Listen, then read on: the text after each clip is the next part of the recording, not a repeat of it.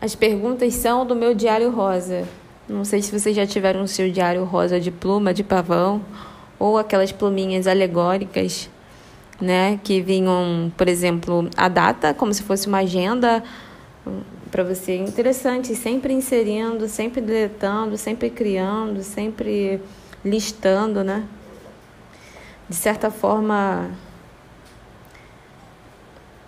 a coleta de dados sempre foi uma estrutural, né?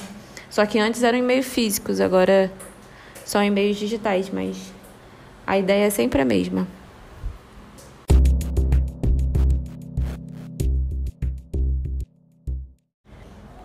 E é isso aí, Tupi-Guarani. Nós estamos numa das últimas etapas aqui do nosso bullet de entrada nos servidores da IA, como player, claro. E o que me chamou a atenção também foi a pergunta de segurança, né? Recupera uma nostalgia, né? Ó, vou ler para vocês. Quem não sabe, pergunta de segurança é como se fosse uma segunda chave de acesso aí para você recuperar a primeira, entendeu? Então, o que acontece? Qual o nome da primeira escola em que você estudou? Onde seus pais se conheceram? Onde você passou a sua lua de mel? Em que rua você morava quando era adolescente? Qual era o sobrenome da sua professora da terceira série? Olha, da terceira série eu não tenho tanta memória, mas agora do ensino médio para a universidade tá mais, digamos, na caixa L1, né? Em que cidade você teve seu primeiro emprego? Qual era o nome do seu melhor amigo ou amiga da infância? Se eu fosse um carro, eu seria um fabricante modelo. Gostei dessa. Qual era o seu emprego dos sonhos quando criança? Qual é o nome do seu desenho favorito? Qual era o nome do seu primeiro ursinho de pelúcia? Nossa, se é relíquia demais. Quem tocou na primeira vez que você foi a um show musical, ao show de música? Então, olha só, quantos acessos de memória, né? Se você quiser compartilhar qual seria a sua pergunta de segurança e por que, pode deixar aí, que eu vou adorar ler. E vamos seguindo. Você está em Malha Arte, Edunimento Integrativo Digital, sua vida, seu play.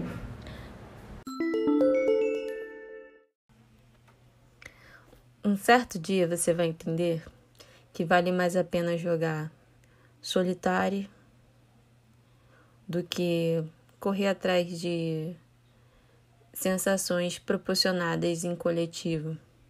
Apesar disso, é muito mais vantajoso orientar essa condição, canalizar a sua energia criativa para, claro, deixar surgir o melhor de você. E aí, Tupi-Guarani e Hello World e aos bárbaros tecnológicos. Hoje, nós vamos falar sobre Merge, Gollum, Merge, que é basicamente o slogan que me veio à mente quando eu estava refletindo acerca do metaverso. Ah, você caiu de paraquedas e não está sabendo?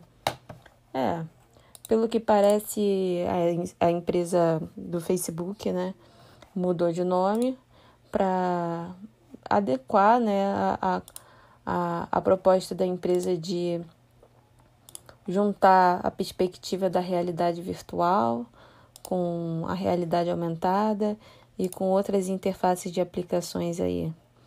Só que, de fato, nós vivemos numa realidade em que o grande irmão ele é muito mais atrativo, né? Suas cores, seus sabores, suas texturas e tudo, inclusive a nossa própria interface aqui de comunicação. Não se esqueça, você está em Malha Arte, Edunimento Integrativo Digital.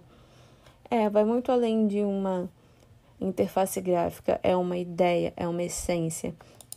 E nós estamos hoje falando de Merge, Gollum, Merge.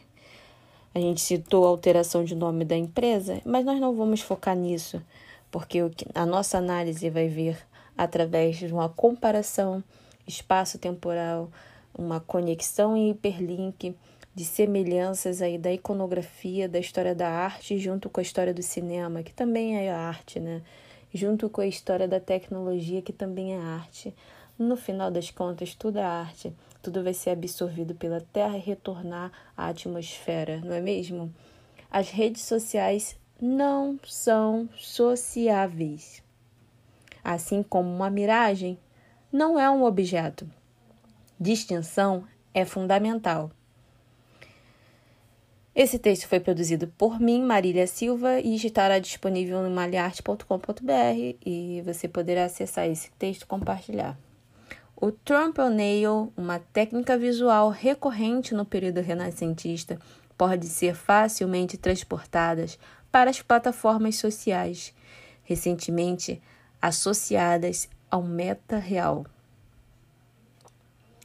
Endorfina narcísica ou isolada sensação de não identidade. Merge, Gollum, merge. A questão é fazer algo com a falta de escolha. É reconhecer padrões e irremediavelmente reconhecer que nada é novo. Novo demais que não seja compreendido, nem velho demais que deva ser ignorado. Isolados, porém conectados a uma matriz enviesada, ou seja, com viés. Por isso que a escolha, a conexão, a integração de cada um de vocês é importante aqui para o nosso conteúdo. Bom, dito isso, eu aceito os termos. Aceito os termos se prometeres a redenção humano-centrada, em detrimento do coletivo integrado. Mas nós não estamos mais no humanismo. Nós não estamos mais no eurocentrismo, enfim, tal como fomos nos tempos em que a linguagem era incompreendida, apenas sentida e transpassada. Não definha só a vastidão do céu. São pontos interligados que externos formam pictogramas em teias sociais, que se expandem para o real até atingirem a imortalidade. Inicialize a variável com dor e sorrisos, com dor e sorriso, com dor e sorrisos. Nesse texto eu posso notar 2 pontos interessantes, que é a imagem gráfica de uma realidade não real, que é exatamente o que se compartilha, o que se clica, o que se salva, o que se vê e digere diariamente nas redes sociais, como um alimento. Só que, como eu já disse no outro episódio desse podcast aqui, o alimento, na verdade, é para os mecanismos tecnológicos, né, de inteligência artificial e outras APIs, outros programas que rodam em função dos dados, né? Nada é ao acaso, nada é de graça e nada é 100% paz e amor, né? Mas é isso. Foi interessante criar essa conexão com vocês aqui do Gollum, né? Que é uma figura da ficção científica, da parte aí dos geeks, do bozeiro lá, daquela galera que tem uma missão aí de retornar com o anel até a montanha lá do fogo, da maldade, né? Da perdição que foi criada e forjada aquele metal. Toda aquela sociedade fictícia que passa um valor, passa uma ideia, que o próprio Gollum, né? Que a gente tem aqui essa ferramenta que pode dar mais informações do que eu.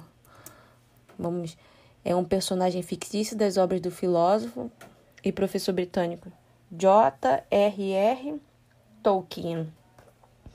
Ele foi introduzido na obra de fantasia O Hobbit de 1937 e se tornou um importante personagem na sequência O Senhor dos Anéis. Gollum era um hobbit cascalvas do povo do Rio que viveu perto dos Campos de Lis. Antes dele assumir essa forma meio alienígena, né, e icônica também, exatamente por isso, né, conhecido como Sméagol, ele foi corrompido, né, por um anel e mais tarde foi chamado de Gollum após o seu hábito de fazer barulhos horríveis em sua garganta ao engolir. Interessante, Gollum. É uma figura de linguagem, não, é uma figura utilizada muito antes dessa invenção aqui. Tem uma associação, na verdade eu criei uma associação com o Narciso, no sentido de que ambos foram corrompidos pelo desejo exacerbado de possuir algo que não o contém, né? Mas o Narciso, ele é uma figura de outra cultura, né? Greco-romana, muito utilizado na nossa literatura. Ele é um filho do deus do rio, Céfiso, e da ninfa Liríope. Ele representa um forte símbolo da vaidade, sendo um dos personagens mitológicos mais citados nas áreas da psicologia, filosofia, letras da música, de artes plásticas e literatura. Mas é justamente esse caráter egocentrado, autocentrado e concentrado no humano que eu propus questionar com essa... na verdade, era para eu mostrar a imagem enquanto eu tô falando. Mas eu acho que não vai sair, porque isso é um áudio. Enfim, estou fazendo muitas experiências e estou melhorando aqui meu desenvolvimento com as ferramentas que eu tenho para a gente poder sair da toca do coelho, né? E olhar a realidade virtual, as tecnologias com outro olhar, com um olhar filosófico voltado para a computação, que eu chamo Filosoputer. E eu agradeço o comentário, a participação, e eu espero que vocês tenham gostado. Eu vou deixar a ilustração aí para vocês mentalizarem, de certa forma, sentirem, né, o que de fato me deu em dizer a vocês aí nesse dia, beleza? Para ver mais conteúdos como esse, acesse malhaarte.com.br ou o podcast Malhaarte, ou as redes sociais. De vez em quando eu posto coisas únicas que não vão para outras plataformas. Então, eu agradeço e até a próxima.